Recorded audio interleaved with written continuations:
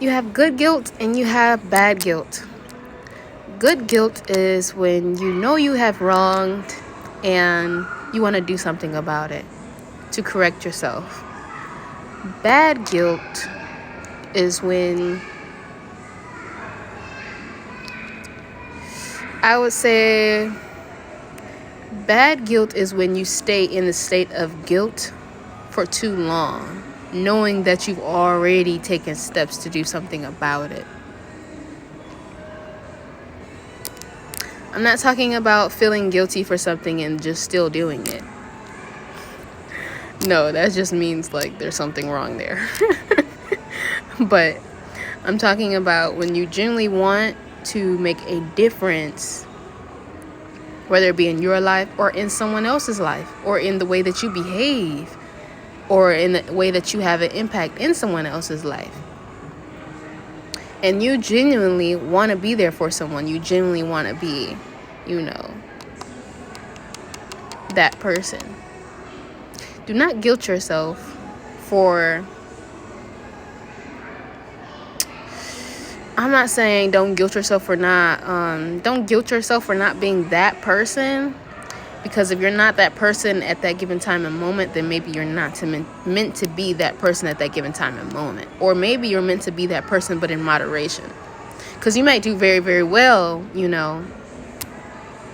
staying at a nice equilibrium, but, you could fall off.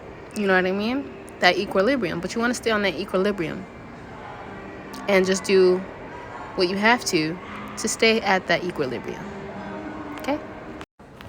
Like, imagine being a therapist and you're the person that's supposed to be helping others, but you have a bad day because you might have been neglecting parts about yourself, or you haven't nourished and fed parts of yourself.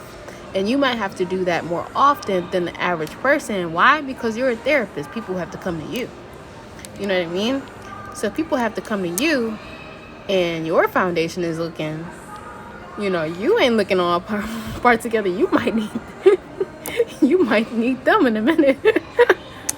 Or they're not going to be able to count on you. You know what I mean? So, yeah. You got to stay at that equilibrium and make sure that you're nourishing yourself so much to the point your cup just overflows in abundance. You know what I mean? But stay at that equilibrium. You know what I mean? Stay smooth. Stay just wavy. You know what I mean? Not tsunami. No. Just wavy. No tsunami. So, yeah, just stay at a good equilibrium. So it's like a superpower, almost, kind of. Like, you don't want to, like, imagine being like the Avatar and you're like a waterbender. He has to control, or she, whatever, whom, have to control the amount of, water that they're playing with, depending on what they're doing. They can use tsunami energy. Tsunami can still be applied, but you want a tsunami energy would be applied if you're trying to, like, create another ocean or something, maybe. You know what I mean? Because normally tsunamis, like, take over. So, yeah. And they just, like, when a tsunami happens, it, like, fills the place up with, like, water. Basically, it's like creating another lake, creating another ocean, creating another body of water. But that much energy would be needed to create another body of water. But you don't want to use a tsunami energy when you're only supposed to just create a pond. Get what I'm saying now? Yeah.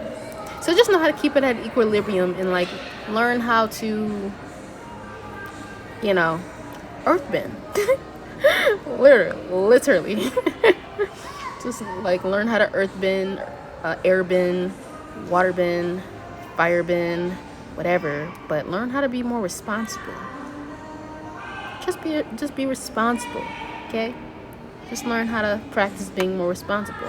Superheroes have to do that a lot, especially early on when they get their powers really early on, or they're not ready for that much energy. They bug out. It's totally fine, like X-Men. But at the same time, this is why they have, like, the bald dude in X-Men, where he was like, they're like, Yeah, so like the dude in X-Men, they have that dude who's like helping them. The dude who's helping them because he understands like, damn, they have these powers. It might be hard for them to control. Let's put them over here in this category where we can help them develop them properly so that they don't bug out. Yeah, like that girl, I think it was in one of those like movies, and like she was like, actually I think it was still X-Men. Yeah, it was the girl who was still X-Men. Like she lost control of her powers, and it was too much. It was too much. So yeah. But anyways, just make sure that you're properly utilizing your energy for, purposes in a way that it nourishes and uplifts and can be used, in a manner that purely helps versus destroy. If you were a waterbender, you'd want to utilize your water properly. If you're an airbender, you want to utilize your air properly. If you're a firebender, you want to utilize your fire properly.